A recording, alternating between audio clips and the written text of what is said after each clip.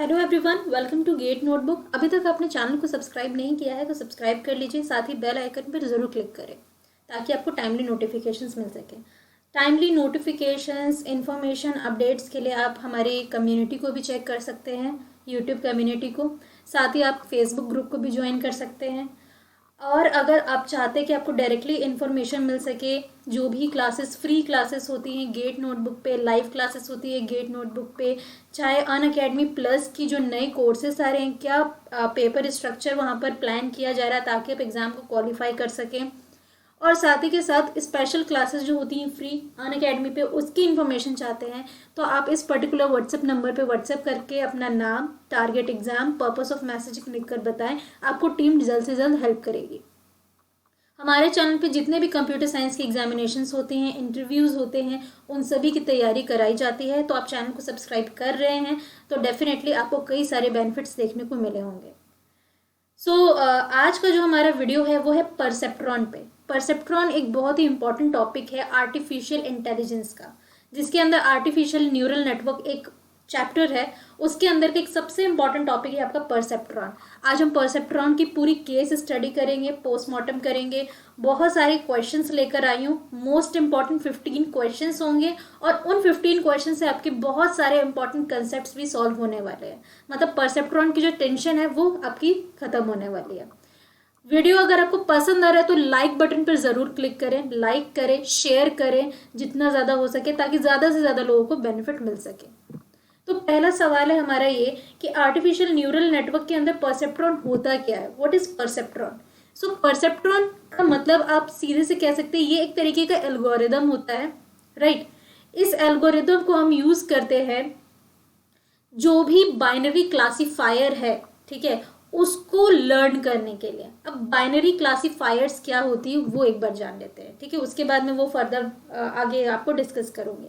तो बाइनरी से आप समझ ही रहे हैं, दो डिजिट्स की बात हो रही है, दैट इज 0 and 1, ठीक है। तो ये एक तरीके का फंक्शन होता है। Binary classifier is nothing but a function which can decide an input belongs to some specific class और नॉट। जो इनपुट हम डाल रहे हैं वो किसी क्लास से बिलोंग करता है कि नहीं करता। हर एक क्लास की अपनी खुद की प्रॉपर्टीज होती है, उस प्रॉपर्टीज को मैच करना, डिसाइड करना कि whether the input belonging to the particular class और नॉट, राइट। मान लो कोई क्लास ए है, उसकी कुछ स्पेसिफिक प्रॉपर्टीज है, क्या वो प्रॉपर्टीज को फुलफिल कर रहा है वो पर्टिकुलर इनपुट, ये चेक करता है आपका बाइनरी क्लासिफायर, राइट। आगे बात कर लेते हैं परसेप्ट्रॉन। अगर हम सिंपली बात करें तो ये एक एल्गोरिदम है, but if we talk about under neural network, ये एक यूनिट की तरह वर्क करता है। It is an unit of neural network. ये डिसाइड करता है, मतलब ये क्या करता है, कुछ कंप्यूटेशंस मतलब कैलकुलेशंस करता है। और ये कैलकुलेशन क्यों करता है? जो इनपुट डेटा है, ठीक है, वो बिजनेस इंटेलिजेंस के अकॉर्डिंग काम कर रहा है या नहीं। मतलब सिंपल सी बात है, प्रॉपर्टीज जो है बिजनेस इंटेलिजेंस की, राइट, क्योंकि हम यहाँ पे आर्टिफिशियल इंटेलिजेंस की बात कर रहे हैं, तो वो जो प्रॉपर्टीज है, सेंसर की प्रॉपर्टीज है, क्या वो फॉलो कर रहे हैं कि नहीं। परसेप्ट्रॉन का भी काम कुछ इसी तरीके से होता है। तो ये क्या करता है, अपना खुद का जो भी इनपुट लेकर चल रहा होता है। फॉर एग्जाम्पल यहाँ पर हम एक्स एक इनपुट मान लेते हैं, ठीक है, एक्स एक इनपुट है। तो अगर हम उसको लर्न कोफिशिएंट के साथ मल्टीप्लाई करते हैं तब जाकर ये अपना एक आउटपुट जनरेट करता है। अब वो आउटपुट आपका एफ ऑफ एक्स के फॉर्म में निकल कर आता है। अब हमको ये चेक करना है कि क्या ये पर्टिकुलर बिजनेस इंटेलिजेंस, या फिर हम कह सकते हैं कि जो पर्टिकुलर क्लास है उससे बिलोंग कर रहा है कि नहीं कर रहा है। तो ये जो परसेप्ट्रॉन है उसकी वर्किंग होती है कुछ इस तरीके से। अभी यहाँ पर आप बेसिक बेसिक समझ लो, अभी जब क्वेश्चंस करोगे तो और भी ज़्यादा कॉन्सेप्ट आपके क्लियर होते चले जाएंगे, राइट। तो हमने क्लासिफायर को भी डिस्कस कर लिया है। परसेप्ट्रॉन बेसिकली जो डेवलप किया गया था वो मैककुलोन एंड पिल्स न्यूरॉन के द्वारा इसको डेवलप किया गया है। अब एक परसेप्ट्रॉन पे बहुत अच्छा क्वेश्चन है, ऐसा क्वेश्चन पूछा जा सकता है, perceptron can solve which of the following gates. Perceptron के थ्रू हम कौन कौन से गेट्स को सॉल्व कर सकते हैं। आपके सामने 7 गेट्स के नाम दिए हुए हैं, उसके अकॉर्डिंग ऑप्शंस भी दिए हुए हैं। तो आपको ये बताना है कि कौन से गेट्स परसेप्ट्रॉन के द्वारा सॉल्व किए जाते हैं। एंड, और, नॉट, एक्सनॉर, नॉर, नैंड या फिर एक्सॉर। देखो करेक्ट आंसर क्या होगा, परसेप्ट्रॉन जो है ना वो बेसिक जो गेट्स होते हैं हमारे, एंड और को तो करता ही करता है, और नॉट को भी करता है, और एंड और नॉट का मिक्सअप नैंड को भी करता है, और नॉर और सॉरी और नॉट का मिक्सअप दैट इज नॉट को भी करता है। एक्सनॉर और एक्सॉर इन दोनों को ये नहीं करता है। तो हमें क्या करना है, 6 और 7 नहीं होना चाहिए। तो यहाँ पर 7 है, ये अपना आंसर नहीं होगा, यहाँ पर 6 है, ये अपना आंसर नहीं होगा, 6 7 तो यहाँ पर है, तो ऑटोमेटिकली आपका आंसर ऑप्शन नंबर 3 हो जाता है। ठीक है, 1 to 5 जितने भी हैं उन सभी को करता है। Then perceptron can not solve, किसको सॉल्व नहीं कर सकता, तो अभी मैंने आपको बताया जितने भी एक्स वाले हैं ना, एक्सॉर एक्सनॉर, इन दोनों को नहीं करता, मतलब जो आपके एक्स वाले हैं उनको परसेप्ट्रॉन सॉल्व नहीं करता। अब हम यहाँ पर परसेप्ट्रॉन के मशीन डायग्राम को देखेंगे। बहुत बढ़िया से एक मशीन डायग्राम है, वहां पर कई सारे इंपॉर्टेंट पॉइंट्स में डिस्कस करने वाली हूँ क्योंकि इसी पे बेस्ड न्यूमेरिकल पूछे जाते हैं। ठीक है, तो देखो यहाँ पर समझ लो, ये आपका एक मशीन डायग्राम है। ठीक है, यहाँ पर ये एक आपका इनपुट है x1 और एक आपका इनपुट है x2। ठीक है, वो जा रहा है यहाँ पर, ये थीटा यहाँ पर क्या है, थीटा यहाँ पर थ्रेशोल्ड है। ठीक है, तो x1 x2 आपके इनपुट्स हो गए। W1 एंड W2 क्या है, तो इनपुट्स जब जा रहे हैं तो अब यहाँ पर कुछ वेट 1 हो सकता है, यहाँ पर 2 हो सकता है, तो इनपुट जाने में कितना वेट लग रहा है, तो weight 1 and weight 2 regarding x1 and x2 respectively. Theta हो गया आपका थ्रेशोल्ड, और यहाँ पर जो निकल कर आएगा वो हो जाता है आपका आउटपुट। ठीक है, इतनी बातें आपको यहाँ पर समझनी है। अब यहाँ पर एक बहुत इंपॉर्टेंट क्वेश्चन आपसे पूछने वाली हूँ मैं, when the value of threshold not mentioned in the question। देखो इसी तरीके से क्वेश्चन आपके पास आने वाला है और वहां पर आपको वैल्यूज भी दी होंगी, बट इन दैट केस आपको थ्रेशोल्ड दैट इज थीटा उसकी वैल्यू क्वेश्चन में नहीं मेंशन्ड है, तो हम बाय डिफॉल्ट थ्रेशोल्ड की वैल्यू क्या लेकर चलेंगे, थीटा इज इक्वल टू 1, -1, 0 और 1.5। So correct answer will be C, theta is equal to 0। By default हम थीटा की वैल्यू 0 लेकर चलेंगे, मतलब थ्रेशोल्ड की वैल्यू अगर नहीं मेंशन है क्वेश्चन में तो आप उसको डायरेक्टली 0 मानकर चलोगे और कोई गड़बड़ नहीं होगी। ठीक है, अब एक्टिवेशन ऑफ न्यूरॉन की बात करते हैं। एक्टिवेशन ऑफ न्यूरॉन में क्योंकि हम एक्टिवेशन को ही यहाँ पर सॉल्व करते हैं, जब अपने पास कोई मशीन डायग्राम गिवन होता है ना तो हम एक्टिवेशन को ही सॉल्व करते हैं। कैसे सॉल्व करेंगे, तो यहाँ पर देखो सिग्मा ऑफ, यहाँ पर एन दिया हुआ है, I is equal to 1, W I आपका वेट है और एक्स आई आपका इनपुट है, minus theta that is threshold. ठीक है, ये आपका बेसिक फॉर्मूला होता है। अब मान लो कि अगर आपको थ्रेशोल्ड की वैल्यू क्वेश्चन में नहीं गिवन है तो आपने तो उसको 0 मानकर चलना है by default. In that case कुछ भी आप इसमें से माइनस करोगे तो थीटा की वैल्यू अगर 0 होगी तो हमें डायरेक्टली तो यही सेम चीज ही मिलने वाला है ना, तो वही बात यहाँ पे कही गई है। बट अगर थीटा की वैल्यू मेंशन है, लाइक मान लो थीटा की वैल्यू आपको 2 गिवन है, -2 गिवन है, -1.5 गिवन है, कुछ इस तरीके से गिवन है, तब आपका आंसर डिफरेंट आ सकता है। बट अदरवाइज अगर 0 है तब हम एज इट इज जो आंसर है वो एज इट इज हमें मिल जाएगा। अब एक क्वेश्चन है कि अगर एक्टिवेशन इज ग्रेटर देन 0, जो आपका एक्टिवेशन है वो 0 से ज्यादा निकल कर आ रहा है, उस केस में न्यूरॉन कैसे एक्ट करेगा और आउटपुट क्या निकल कर आएगा। ठीक है, ये आपको पता करना है। तो एक्टिवेशन जो है वो क्या है, ग्रेटर देन 0, मतलब एक्टिवेशन काम कर रहा है। जब कोई चीज ग्रेटर देन 0 है तो मतलब वो काम कर रहा है। इस केस में न्यूरॉन क्या करेगा और आउटपुट क्या निकल कर आएगा, यही तो आपका सवाल है। देखो एक्टिवेशन 0 से ज्यादा है मतलब कि एक्टिवेटेड है, एक्टिवेटेड है मतलब कि आपका न्यूरॉन भी एक्टिवेटेड होगा, और एक्टिवेटेड न्यूरॉन को हम कहते हैं फायर। ठीक है, मतलब न्यूरॉन भी अपने काम पे लगा हुआ है, और जब न्यूरॉन काम पे लगा हुआ तो आपको आउटपुट 1 के फॉर्म में मिलेगा। So option A will be your correct answer. ठीक है, यहाँ से 2 नोट निकल कर आते हैं। अगर आपका एक्टिवेशन 0 से बड़ा है तब तो न्यूरॉन काम करेगा, मतलब neuron fires and output is equal to 1। But in case activation is less than 0, उस केस में न्यूरॉन काम भी नहीं करेगा, फायर नहीं करेगा, वर्किंग स्टेज पे नहीं होगा और आउटपुट आपको 0 निकल कर मिलेगा। 2 पॉइंट आपको बताए हैं और ये आपको बहुत इंपॉर्टेंट है। ठीक है, अगला क्वेश्चन है, विच of the following is not the property of perceptron. Perceptron की कौन सी इसमें से प्रॉपर्टी नहीं है, लीनियर सेपरेबिलिटी, लीनियर इंडिपेंडेंस, दोनों की दोनों पॉसिबिलिटी है, या फिर नन ऑफ देम, दोनों में से कोई भी पॉसिबिलिटी, मतलब इनमें से कोई भी आंसर नहीं है। क्या होगा,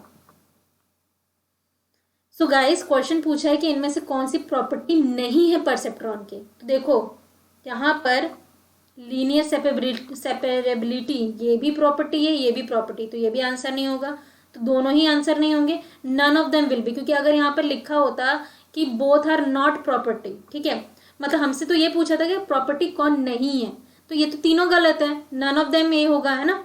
तो क्योंकि दोनों की दोनों प्रॉपर्टी है, इस बात को याद रखो कि लीनियर सेपरेबिलिटी और लीनियर इंडिपेंडेंसी दोनों की दोनों प्रॉपर्टी हैं परसेप्ट्रॉन की। अब दोनों को इंडिविजुअली हम समझेंगे कि लीनियर सेपरेबिलिटी होता क्या है और लीनियर इंडिपेंडेंस होता क्या है। सेपरेबिलिटी का मतलब क्या होता है कि एक लाइन गई और किसी एक पॉइंट को दो हिस्सों में या दो से ज्यादा हिस्सों में सेपरेट कर गई, राइट, उसी को कहते हैं लीनियर सेपरेबिलिटी। तो देखो, can separate a point into two or more classes. For example you can see, यहाँ पर आपके सामने एक ग्राफ बना हुआ है, ठीक है, यहाँ पर एक्स एक्सिस और वाई एक्सिस है आपके पास। तो यहाँ पर हमने एक लाइन ड्रॉ किया और इसने एक सेक्शन ये बना दिया, एक सेक्शन ये बना दिया, ठीक है। तो यहाँ पर दो या दो से ज्यादा सेक्शन बन रहे हैं, मतलब दो सेक्शन तो बन रहा है, और एक पॉइंट को मैंने डिवाइड किया है, ठीक है। किसी भी एक पॉइंट से डिवाइड करते हुए किसी भी पर्टिकुलर ग्राफ को दो या दो से ज्यादा क्लासेस में डिवाइड कर देना is called linear separability in perceptron. Second है आपका लीनियर इंडिपेंडेंस, मतलब कि कोई भी चीज अपने ऊपर डिपेंडेंट है, किसी और चीज पर डिपेंडेंट नहीं है, दैट इज लीनियर इंडिपेंडेंस। तो इसको समझोगे कि अगर mod of a, that is जो आपका एक्टिवेशन है, वो जीरो के इक्वल नहीं है, ठीक है, मतलब कि जीरो के ऊपर डिपेंड नहीं कर रहा है, इंडिपेंडेंट है, अपने पे डिपेंड कर रहा है, then the equation are linearly independent. But अगर कोई क्वेश्चन गिवन है और आपको वहां पे mod of a that is activation is equal to zero निकल कर आ रहा है, मतलब लीनियर डिपेंडेंट है, जीरो के ऊपर डिपेंड हो गया है वो।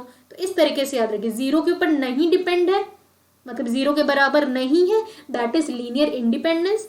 और अगर जीरो के बराबर निकल के आ रहा है तो वो जीरो के ऊपर डिपेंडेंट हो गया है, दैट मीन्स लीनियर डिपेंडेंट। और हमारा जो परसेप्ट्रॉन है उसकी क्या है प्रॉपर्टी, लीनियर इंडिपेंडेंस होना चाहिए, मतलब आंसर जीरो के इक्वल नहीं आना चाहिए, राइट। अब एक क्वेश्चन देखेंगे जिससे कि ये कंसेप्ट आपका बिल्कुल क्लियर हो जाएगा। आपको यहाँ पर बताना है ये दो इक्वेशन के जरिए कि ये लीनियर इंडिपेंडेंट है या नहीं है, ठीक है। तो यहाँ पर हम A X is equal to B का फॉर्मूला यूज करते हैं, ठीक है। यहाँ पर ए क्या हो जाएगा, आपके जो नंबर्स अवेलेबल है, देखो मैट्रिक्स बना लेते हैं। यहाँ पर 1 1 है, ये यहाँ से 1 1 और यहाँ से 5 5 निकल कर आएगा, तो 1 1 5 5। x1 और x2 का यूज किया गया है, हम इसको ऐसे लिख लेंगे। और यहाँ पर b आपका क्या है, 3 और 6, ठीक, इतना करेंगे, राइट। अब हमें इसमें मॉड निकालना है ना, मॉड जब आप निकालोगे तो 1 1 5 5 यही लेंगे, इसी को तो चेक करना है। ये कितना हो जाएगा, 5 into 1 is 5, 5 into 1 is 5 is equal to 0, मतलब यहाँ पर मॉड ऑफ ए जीरो के इक्वल निकल कर आ रहा है। तो ये क्या है, लीनियर इंडिपेंडेंट है या फिर लीनियर डिपेंडेंट है। तो ये तो लीनियर डिपेंडेंट हो गया, क्योंकि लीनियर इंडिपेंडेंट कहता है क्या कि जीरो के ऊपर डिपेंड नहीं होना है, बट यहाँ पर क्या ये लीनियर डिपेंडेंट है, राइट, क्लियर है। तो यही सारी चीजें मैंने यहाँ पर आपको सॉल्व करके बताई। अगला क्वेश्चन है, this perceptron is treated as which kind of gate. ये आपके सामने डायग्राम है, मशीन डायग्राम। आपको इस मशीन डायग्राम को कैलकुलेट करना है और उसके रिगार्डिंग आपको फाइंड आउट करना है कि जो आपका रिजल्टेंट आएगा वो कौन से गेट के हिसाब से आएगा। यहाँ पे परसेप्ट्रॉन को किस गेट की तरह ट्रीट किया जा रहा है, ये आपको यहाँ पर फाइंड आउट करना है, ठीक है। तो देखो, जब इस तरह के क्वेश्चन आए तो पहले ही ये जान लो कि क्या चीज़ें आपको यहाँ पे गिवन है, ठीक है। इट इज़ -1.5, तो यहाँ पे आपको थ्रेशोल्ड की वैल्यू गिवन है, दैट इज -1.5, ठीक है। यहाँ पर a और b ये दोनों x1 एंड x2 हैं, मतलब ये दोनों के दोनों आपके इनपुट्स हैं, ठीक है। f ऑफ x आपका यहाँ पर आउटपुट निकल कर आएगा, और उसी से हम फाइंड आउट करेंगे कौन सा गेट हम यूज कर रहे हैं, ठीक है। देन उसके बाद W1 आपका और W2 आपका दोनों 1 गिवन है, as you can see here, weight 1 and weight 2, ठीक है, इतनी चीज़ें आपको गिवन है यहाँ पर। आपको फॉर्मूला क्या यूज़ करना है, तो आपको यहाँ पर था फॉर्मूला था WI/XI माइनस थीटा, यही फॉर्मूला था। क्योंकि यहाँ पर आपको थीटा की वैल्यू 0 नहीं है तो मतलब कुछ और निकल कर आएगा, एज इट इज़ आंसर तो अपने आपको नहीं मिलने वाला है ना, यही करेंगे। तो देखो यहाँ पर यही स्टेप्स आपके चलने वाले हैं, ठीक है। तो यहाँ पर आ जाओ, ये मैंने टेबल क्रिएट किया हुआ है, तो वो सारी वैल्यूज़ मैंने यहाँ पर as it is, it should be -1.5, ठीक है। तो यहाँ पर देखो क्या होगा, जो आपका x1 और x2 है, ठीक है, वो वेरिएट, उसको हम कैसे लेंगे, ट्रुथ टेबल के हिसाब से लेंगे। x1 आपका 0011, x2 आपका 10101, ऐसा ले लेंगे, कोई दिक्कत नहीं है ना, कोई दिक्कत। अब एक्टिवेशन का फॉर्मूला लगा लो, तो यहाँ पर WI/XI, क्योंकि दो दो है, एक तो हमको W1x1, ठीक है, प्लस W2x2, ऐसे करके लेकर चलना पड़ेगा। तो ये देख लो यहाँ पर आपकी जो वेट है, जहां पर भी वेट की वैल्यू वो 1 1 ही रहेगी, क्योंकि दोनों W1 W2 दोनों की वैल्यू क्या थी, 1 1 थी। ए और बी आपकी वेरिएट होंगे according to x1 and x2, ठीक है। और यहाँ पे -1 इंटू, क्योंकि यहाँ पर आप कहें तो जो आपका थ्रेशोल्ड उसका वेट भी 1 ही है, तो 1 माइनस, आप सिंपली 1 नहीं भी लिखोगे तो 1.5 लिखोगे चलेगा। माइनस इसलिए लेंगे क्योंकि यहाँ पे वैल्यू आपको माइनस में दी होगी, अगर प्लस में दी होती तो आप प्लस में लेकर चलते हैं, इतनी बातें ध्यान रखें। तो अभी क्या है, यहाँ पर x1 x2 मतलब यहाँ पर a की वैल्यू 0 है, b की वैल्यू 0 है, तो 1 into 0 and 1 into 0 always gives rise to 0 0, तो 0 0 आया -1.5।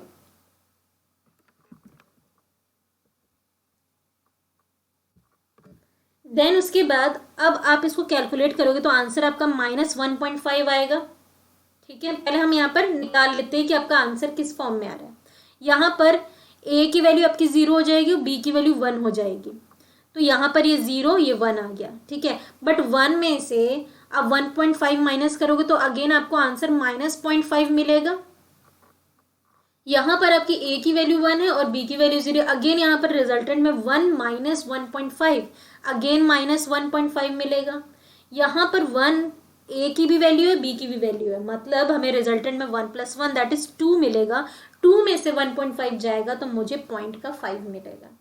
अब हमें यहाँ पर आउटपुट कैसे फाइंड आउट करना होता है कि ये जो एक्टिवेशन की वैल्यू है ये वो ग्रेटर देन 0 है या फिर लेस देन 0 है, इसी से फाइंड आउट करनी है। तो माइनस में जब भी आंसर होगा वो लेस देन 0 होगा, तो यहाँ पर भी माइनस में, यहाँ पर भी माइनस में, यहाँ पर भी माइनस में, ये लेस देन हो गया। और यहाँ पर प्लस में है तो ये ग्रेटर देन हो गया। तो जहाँ जहाँ पे लेस देन है वहाँ पर आपका आउटपुट 0 आ जाएगा, बताया था मैंने अभी आपको, है ना। और जहाँ पर ग्रेटर देन 0 है वहाँ पर आपका जो न्यूरॉन है वो फायर होता है और आउटपुट विल बी 1, तो वही हमने यहाँ पे निकाला। अब थोड़ा सा ध्यान दीजिएगा, x1 x2 और यहाँ पर आपका आउटपुट निकलता है मान लो x3 के फॉर्म में 0 0 1 1 0 1 0 1, और यहाँ पर निकल के आ रहा आउटपुट कुछ ऐसा, ठीक है।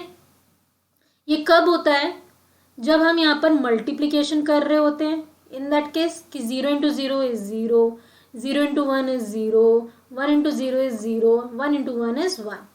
तो ये मल्टीप्लिकेशन कहाँ चलता है, डॉट रूल कहाँ पे चलता है, एंड में चलता है। एंड की प्रॉपर्टी फॉलो हो रही है, तो जब एंड की प्रॉपर्टी फॉलो हो रही है तब, क्योंकि एंड क्या कहता है कि दोनों का सही होना ज़रूरी है, कोई एक सही होगा तो नहीं चलेगा, तभी एंड लगाते हो ना। तो इसीलिए ये एंड गेट की प्रॉपर्टी को फॉलो करता है। And here in this question this perceptron is treated as and gate, option number D. I hope clear हुआ होगा आप लोगों को, ठीक है। इसी तरीके का एक क्वेश्चन है यहाँ पर, ये अगेन इसको ना -1.5 लेके चलेगा, इट शुड बी -1.5, ये मिसिंग हो गया था, बट हाँ यहाँ पर इसको याद रखना है आपको। अगेन आपको फाइंड आउट करना है this question, this perceptron is treated as which kind of gate, ठीक है। वैसा ही क्वेश्चन है, बस थोड़ा सा वैल्यू में चेंजेस है, तो आपको पता करना है, ठीक है।